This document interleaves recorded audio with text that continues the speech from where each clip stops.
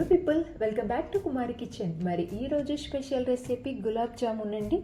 సింపుల్గా ఈజీగా డిఫరెంట్గా దీన్ని ఎలా తయారు చేసుకోవాలో చూసేద్దాం. ముందుగా ఒక ప్యాన్లో 1 లీటర్ వరకు పచ్చిపాలను యాడ్ చేసుకొని పాలు మరిగిన తర్వాత మీడియం ఫ్లేమ్లో పెట్టేసుకొని దీనిని అలా కలుపుకుంటూ ఉండాలండి. కలుపుకుంటూ ఇలా మలాయి తయారు చేసుకుని దీన్ని పక్కన ఉంచుకుందాం. ఇప్పుడు వేరే ప్యాన్లో 250 గ్రాములు పంచదార, 1 గ్లాస్ నీళ్ళు, కొంచెం ఇలాచీ పౌడర్ కూడా యాడ్ చేసుకొని షుగర్ సిరప్ని తయారు చేసుకోవాలండి. కాసేపటికి అది ఇలాగ సన్నని తీగపాకం వస్తుంది, దాన్ని పక్కన ఉంచుకుందాం. ఇప్పుడు ఈ మలాయిని ఒక ప్లేట్లో యాడ్ చేసుకొని ఇలాంటి ఒక కప్పుతో చక్కగా దీన్ని స్మూత్ స్ట్రక్చర్ వచ్చేంత వరకు కలుపుకోవాలి.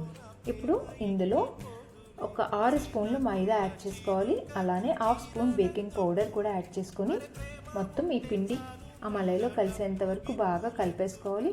సాఫ్ట్గా దీనిని కలుపుకోవాలండి. ఇలా కలుపుకున్న తర్వాత వీటిని చిన్న చిన్న బాల్స్ కింద తయారు చేసుకోవాలి. ఇలా మొత్తం అన్నీ చక్కగా వేళ్ళ మధ్యలో చుట్టుకుంటూ రౌండ్ బాల్స్ కింద తయారు చేసుకోవాలి. లైట్గా మనం పాలు అత్తుకుంటూ చేసుకుంటే క్రాక్స్ రాకుండా చక్కగా వస్తాయి. ఇవి ఇప్పుడు డీప్ ఫ్రై చేసుకోవాలి. స్టవ్ పైన ఆయిల్ పెట్టేసుకొని మనం ఈ బాల్స్ని ఒకటిగా కొంచెం వేసుకుంటూ వీటిని ఫ్రై చేసుకోవాలంటే అస్తమానం అస్సలు కలపొద్దు. అవి కొంచెం బ్రౌన్ కలర్ వచ్చిన తర్వాత వాటిని కలుపుకుంటూ ఇలా ఫ్రై చేసుకోవాలి. ఈ ఫ్రై అయిన వాటిని మనం పక్కన పెట్టుకున్న షుగర్ సిరప్లో యాడ్ చేసుకోవాలి. ఇలా చక్కగా కలిపేసుకుంటే అయిపోతుంది. మరి మీకు నచ్చితే please subscribe to my channel. Thank you.